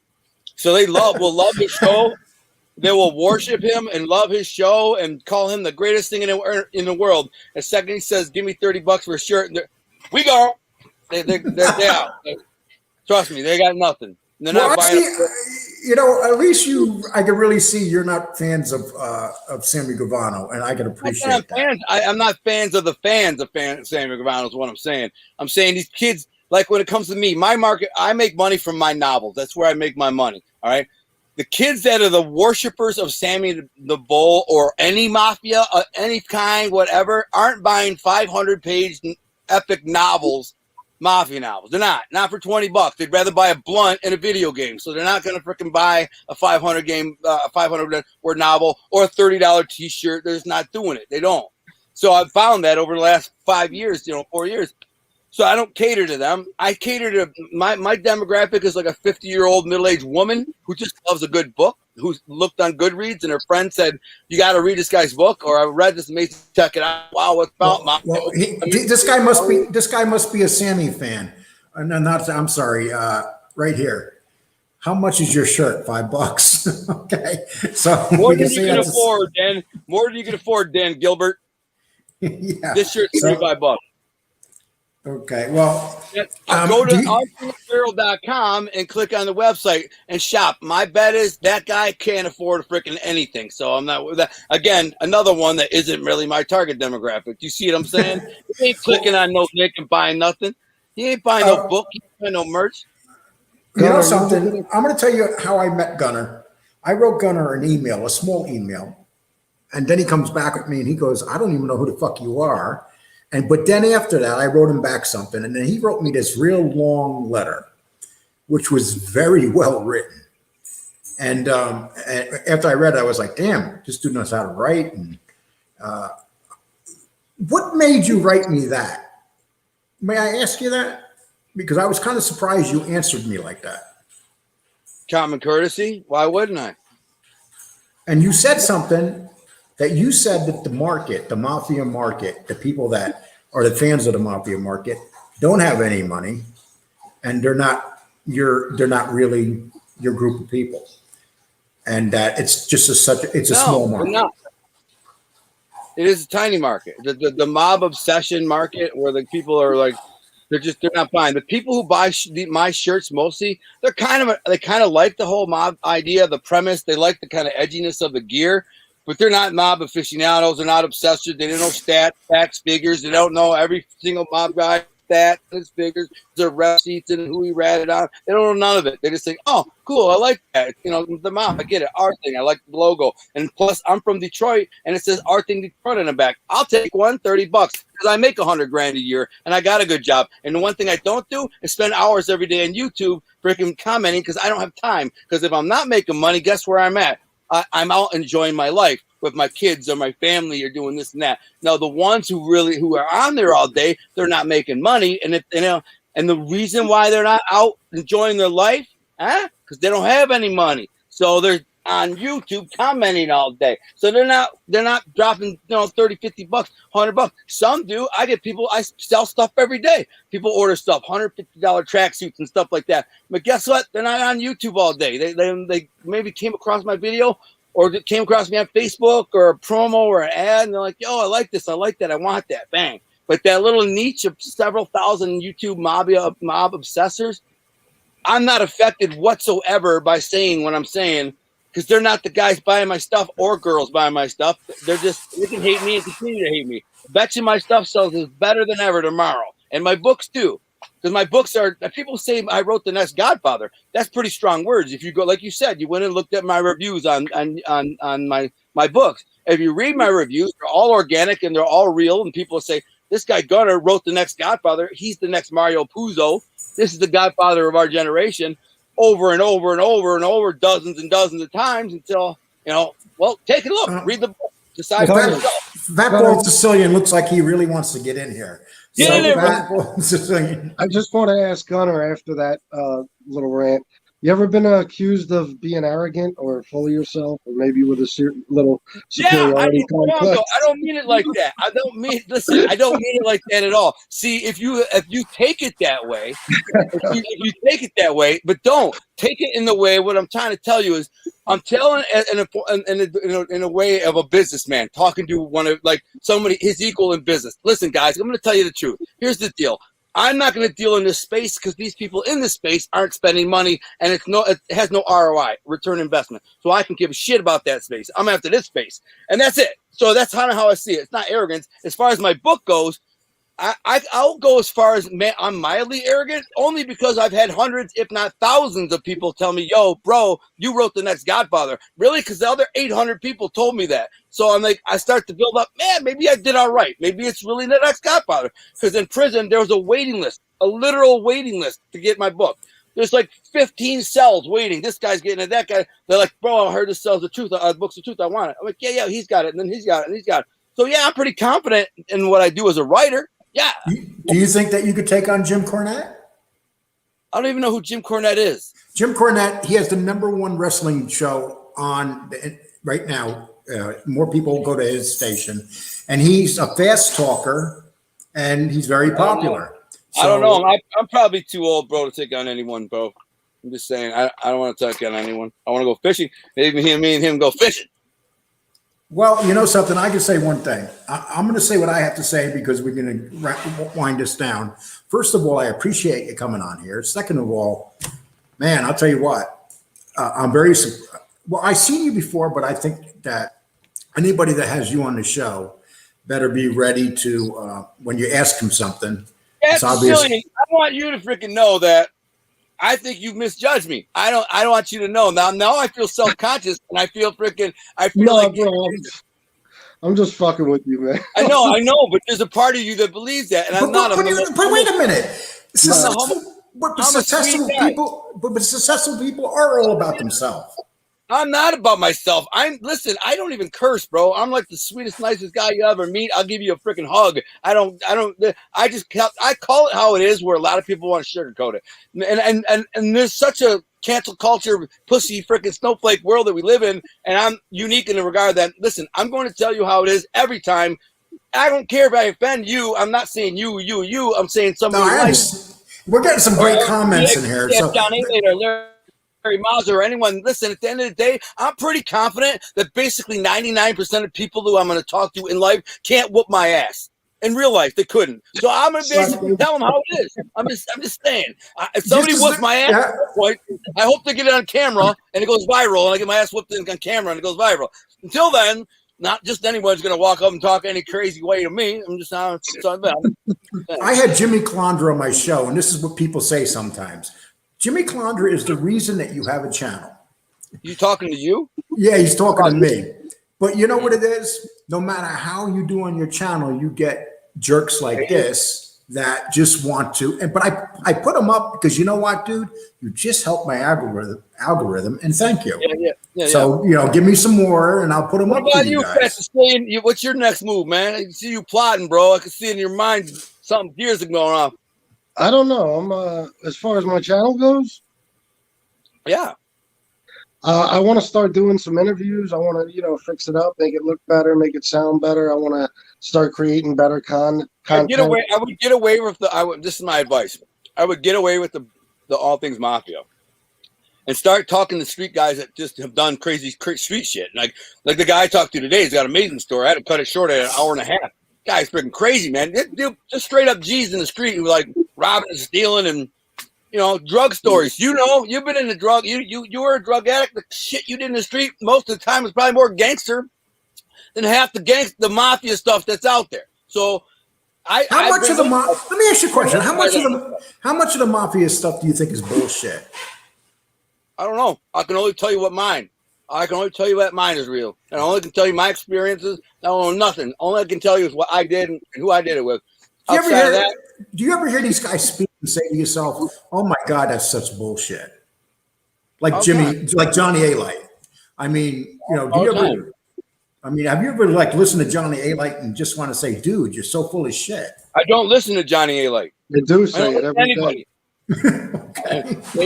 I don't listen to anybody, bro. And if I have 5 minutes to waste while I'm taking a dump to watch a YouTube video, there's this guy. It's called Whitetail Deer Habitat Management. He's awesome. That's my freaking idol. That's what I watch. Whitetail Deer Management, Habitat Management for 5 or 10 minutes. I'd watch it all day if I had time, but I don't. I mean, this guy's teaching me how to freaking like get my property ready for deer hunting season. I'm into that. As far as like my stuff goes, I look at it, I get the suggestions. I just swipe by it. I don't care. So, in fact, Bald Sicilian, how about you, man? What do you say that you like to do besides the mafia stuff? I'm just asking that because Gunnar just said. Oh, I'm busy 24 hours a day, so I have time for nothing. I'm a DJ, so I mix music, and I do a lot of stuff with music. Spend time with my wife, my daughter, my stepsons. I'm busy all the time. By the time I get off work, I'm working on this stuff. By the time I'm done with this stuff, I go to sleep. So, dude, I want a cut, man. Make me a freaking cut and call it the Fat Bald Sicilian. I will. I'll make Can you make it like a deep old school throwback beat, 808 beat? I want it called the Fat Bald Sicilian, and then I will do like a book trailer to it for my book. Yeah, well, you're the second busiest show. I'm just want to tell you one thing to give you an idea. Why not to underestimate Jimmy Calandra? You are the second busiest show I've had, which we're going to get great ratings tonight, great hits, whatever. But Jimmy Calandra had 440 people at one time. You tonight, you've hit 320, which is huge. This may be that's huge. I mean, I have been on Vlad and Fox News, and I just did a podcast that has 35 million downloads. 35 million. Okay. Hey, do you think Jimmy Calandra would get that if he went on that? I doubt it. Okay. I highly doubt it. You know what I'm saying? It's just a different story. They're not looking for Jimmy Calandra. They're looking for someone with a different, more complex story.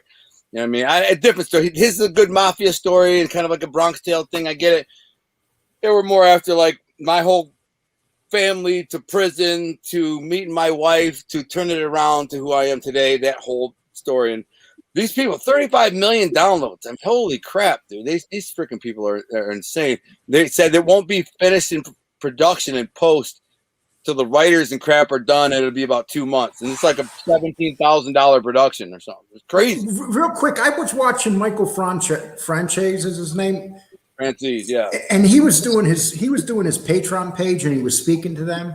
He had almost 1,000 people from his Patreon page at one time live. Yeah, so his Michael Francis is doing it right. He's the guy I respect in this game. I've talked to him. He's supposed to come on my show a couple of times. He's like, I'm just really busy, but I'll get back to you in a week or two. And then 3 weeks go by, I got to write him again. But I mean, yeah, I respect the crap out of him. He's killing it. Everything he does is, but he's got a team of like freaking, a full team. He probably spends freaking $10,000 an episode for production cost budget. He's doing it great. He's doing a great job. He's doing fantastic. In terms of my YouTube content, he's not a writer. He can't do what I do as a novelist. I'm working on my 10th novel, and any one of my novels could literally get optioned to become a big budget film. I become an instant millionaire, and I wouldn't have to do any of this. But I probably still would do it. But I would do like him. I'd have a production team. I'd spend $10,000-$12,000 a show, and I just be myself for 45 minutes and go, all right, guys, make the show. I'm out. And then he would do what he's doing. But he's been making money a long time. He does his speaking engagements is big, huge money. Guy's clocking. He's making money all over the place. I'm not sure why he's still working. Maybe he just feels like he's making a difference. His faith is getting put out there. And maybe he just enjoys it. He doesn't need it. He's got money. He's a multimillionaire, I'm sure. So I mean, whatever. God bless him. He's doing great. I mean, I got total respect for him because of his business mind is incredible. I mean, there's no doubt that his business mind is. He's one of the few people. And you know what? I mean, guy wasn't a gangster by any means. He was just a racketeer, and he was no freaking gangster. I mean, he's a guy who, without his dad around, another guy comes up and slaps him and says, "From now on, you're paying me every week." But that don't mean he's a bad guy. I'm just saying he wasn't a gangster. He was a racketeer and a hustler, and when if you remember during his gas scam, everybody was grabbing at it. Everybody was muscling in on it. And they were basically taking it from him. Like, I want more, I want more and more. But at the end, it was like, we get 90%, you get 10%. And you're like, what the frick? I'm the one doing all this. So that don't matter because now he's doing it legit and doing it the way he does. And God bless him. He's doing what all of us would like to be doing. Without a doubt. And anybody that insults him just doesn't understand business. Sicilian, is there anything you want to close out by asking Gunner? The only question I have left really is, are you going to get away from the mob stuff now? Because that's what I'm hearing, that you want to move away from that. I'll always do stuff that I can find, and and me and Larry will always do a show, and I got Mickey Featherstone supposed to be coming on the show, the Westie. But I got a guy from Chicago who was actually an underboss, never ratted. So I got guys that I always get on, but I don't think if I lose some people or I get less views because I'm not putting mob guys on all the time, I can care less. I explained it to you the reason why. They're not buying books and merch, so they're not the people. I would rather. Do you know who Josh is from 23-1? No, I don't. Okay, so after this, here's your assignment. Go look up 23-1 on YouTube. Go look him up. The guy's 23-1, right? His name is Josh. He's got 600,000 subscribers, and all he interviews are guys with prison stories. Guys, I like the way you said that. Here's our assignment. You know something. You know something. We don't want to leave you on too long because you'll take over the interview.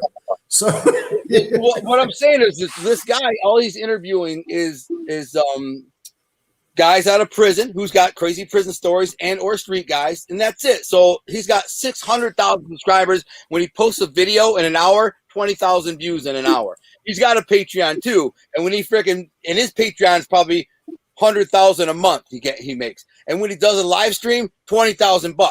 This guy's doing what I'd like to be doing. You know why he does it? Well, I'm gonna tell you why he does well. Because he's funny, he's handsome, he's charming, he's witty, he's all the things that make for a good show. So I watch this. He's the only show on YouTube I ever watched. I've told him that during my own interviews. I've been on a show 3 times. And I said, bro, by the way, you're the only YouTube show I ever watched because you're funny as hell. And Gunner, this is a funny one. I got to put it up. This guy says that you couldn't stay quiet enough to hunt. Yeah. You would be surprised when I'm out there. I might be out there 4 or 5 hours, not even make a peep, not a peep. I'll stay out there all freaking day sometimes. Nothing up in a tree. Believe me. Although I didn't kill a big buck last year, so whatever. Don't judge me. I tried. But anyway, he's telling the dude they're not good enough to be shot. What do you say? No, nothing. Some of these comments are funny as hell. So, some people are very clever with their comments, and they're not being disrespectful. They're just making funny comments. I know, bro. Listen, I don't care one way. But listen, yeah. So I'm going to get these characters that have great street stories that I'm going to try and that have just interesting backstories, interesting stories, and put them on, listen to them. And then the key for you in the future, both of you guys, is this: if you're an interesting interviewer, if you have the right energy, if you ask the right questions, if you are funny, and that'll attract an audience, then you'll have a market all the time and you'll grow it like my friend Josh is. I don't care about the mob stuff. I'll acquiesce. You guys can have it. I don't really want it or care, because all you're going to end up getting is the same facts and gossip circulating, and then the same guys running the same little circuit with the same story. And I mean, it's old for me. Like me, I got 247 shows, 200 of them are like crazy ass stories, and I bet you I got 50 more crazy stories left. But when I'm out of stories, I'm out of stories. I've done told them all. You know what I'm saying? I can't keep telling stories forever. So I maybe got 30, 40 more crazy stories, or some of them are getting less and less crazy or less and less interesting. And then I got to like, yo, what's your story? Oh, Trey, put that story on. Like the guy who recorded today. He's got a pretty crazy ass story, man. I'm telling you. So, and no gang, no mob, no nothing. Just an addict with a gun running around Vegas, robbing and stealing to get high. Growing Young says Alite is on here, Lee. So, you know, she's a psychic, I guess. But you know, Oh, well, listen, we're gonna let you go, dude.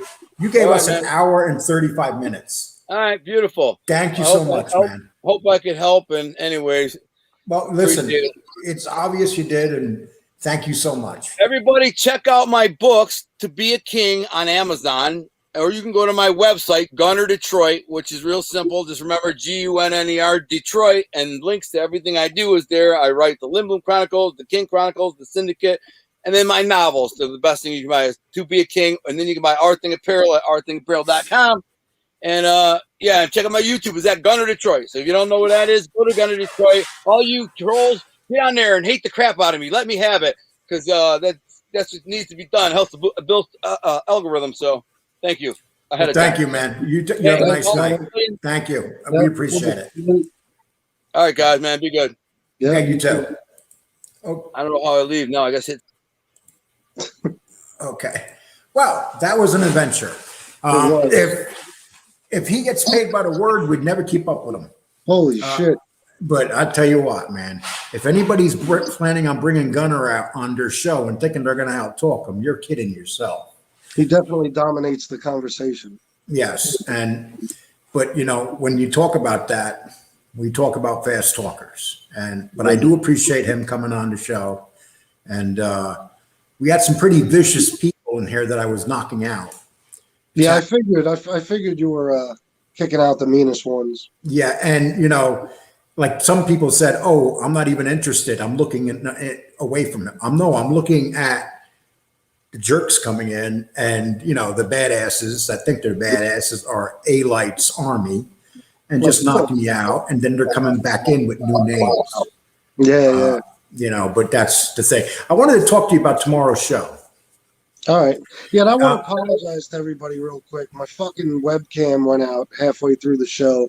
I don't know what happened. I'm hoping the laptop didn't break, but I had to switch to my phone. I apologize for that. Damn, there goes your subs, dude. Yeah, I know, right? Now I'm gonna lose that. they're gonna go. This dude don't have that dude doesn't even have a computer. The hell is that shit? No, I'm just kidding. Well, as you know, we want to talk about a dude named Hootie, and we're gonna just bring this up a little bit. Fat Bald Sicilian, I noticed that you were talking about Hootie, and it hit my phone a week late, a little bit over a week late. Yeah, and he made. First of all, he's talking about he's running around bragging he's the fastest guy to get to 1,000. That's a lie. Yeah, I know, that's funny. I did it in 10 days, and Bald's. How long were you? 12. In 12 days. Yeah. But Hootie is like, I got here quicker than ever. And now he went up 500 in one day. Yeah, something's not right. Yeah. So, you know, and we're going to call you on it, Hootie. You went up 500 because that many people like you. You already did this and you didn't do too well. Okay. And so, Hootie, I think that what you should do is you should step back. And remember, if you're going to get into a battle and attack people, you're going to be attacked back, because the reality is nobody knew you on the streets. Nobody. And I've talked to some very reliable people about who you are. And, you know, I know that you were with Gene Barillo, and you did little things like if he told you to go to a store and rob a bottle of soda because he was thirsty, you went over there and got it for him. So what is your opinion on this, Hootie? Hootie, you mean Fat Sicilian? Yeah. Yeah. I don't know. I tell you what. The whole rant he went on, which is what I made that video about, I didn't like a lot of what he was saying. He was knocking everybody. He was knocking JC. He was knocking Stacks. He was knocking Jimmy Calandra. He brought up, the fact that Jimmy talks about Paulie Galino a lot. I don't know. I didn't like that. I didn't like the way he came out with that video and just started attacking everybody. And it certainly didn't do him any good because I know he's got a lot of enemies on here now. So.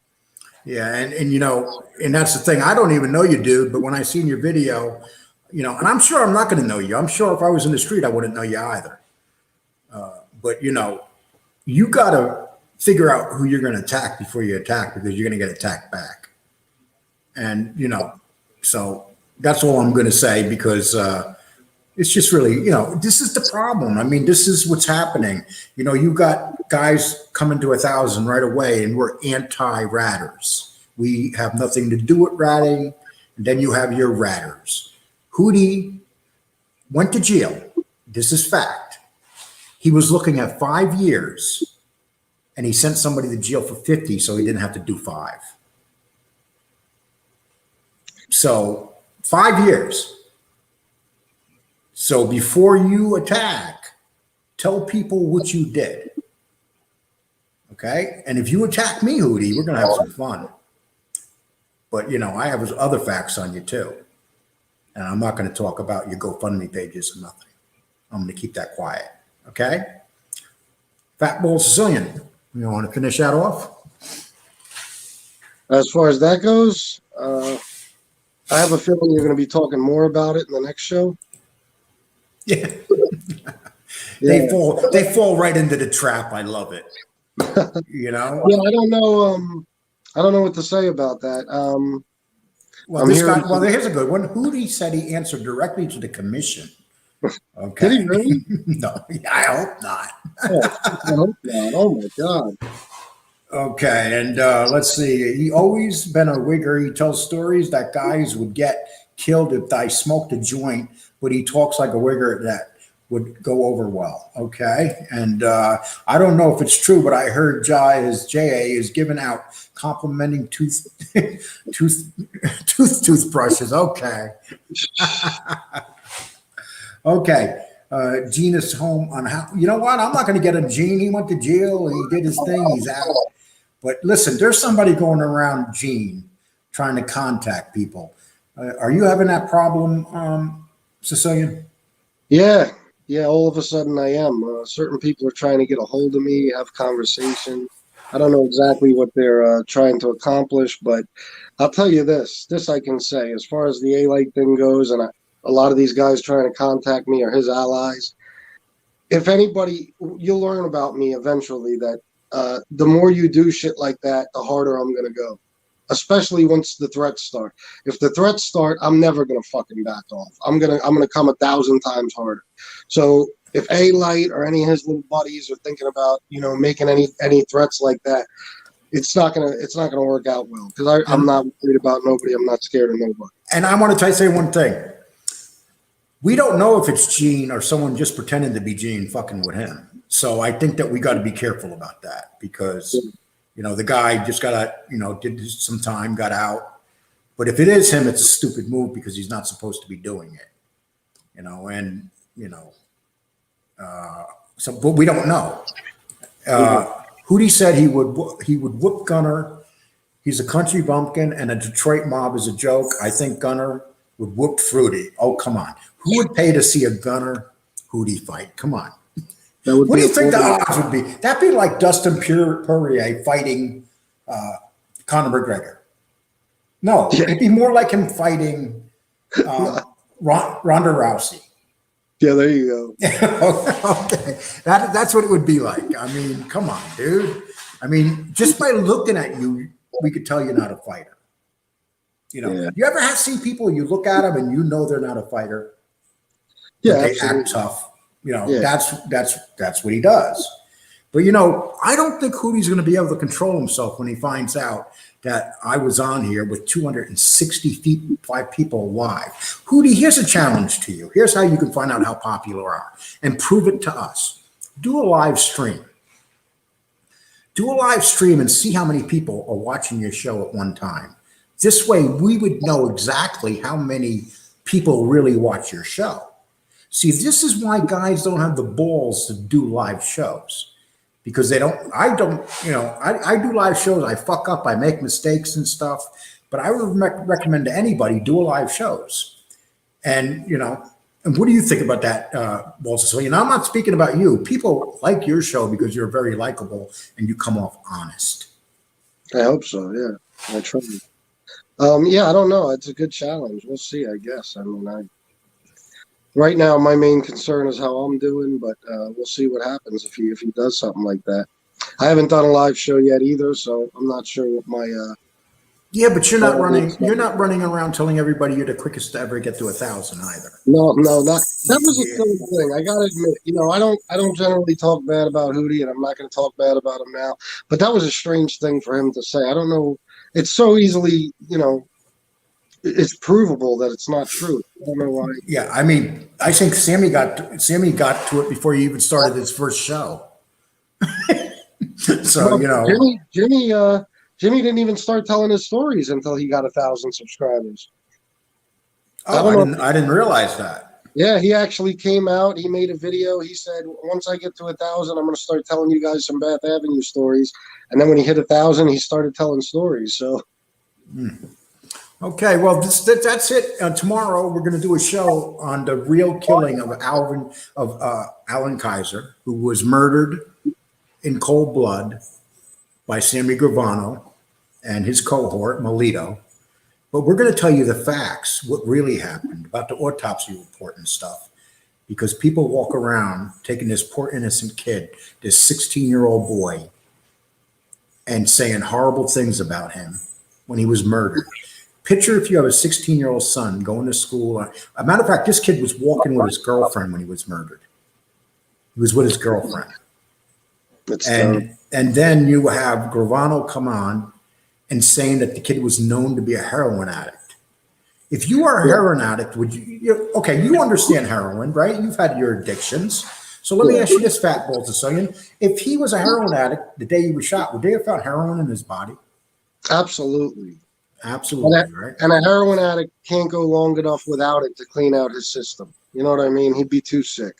Yeah. So if he was a heroin addict, they would have found it. And there's a lot of things on this because his daughter sticks up for him and says what a great person he is and stuff. And then when we get into Sammy, we're also going to talk about his little adventure down in Arizona where he said he just got in with his kids to help them, but yet the FBI has him on tape. No, I've heard that. Fighting with his wife for not giving him enough of what was owed to him. Oh, yeah. So, you know, and this is the real deal. We're going to go after people that are full of crap. You know, when the reason I started this is because I remember saying to myself, what the hell is this guy even doing having a show after the things he did? Why would the federal government even let him have a show? Yeah, that surprises me about all these guys. I don't really get how they're able to do what they're doing, but I guess once you cooperate, they're your friend. They'll let you do whatever you want. And that's the thing with the whole thing with Arizona. Think about this. Down in Arizona, when they were investigating Sammy for this drug ring, what they did is they were so afraid the FBI was going to jump in and stop the investigation because the FBI was going to be embarrassed by Sammy being arrested.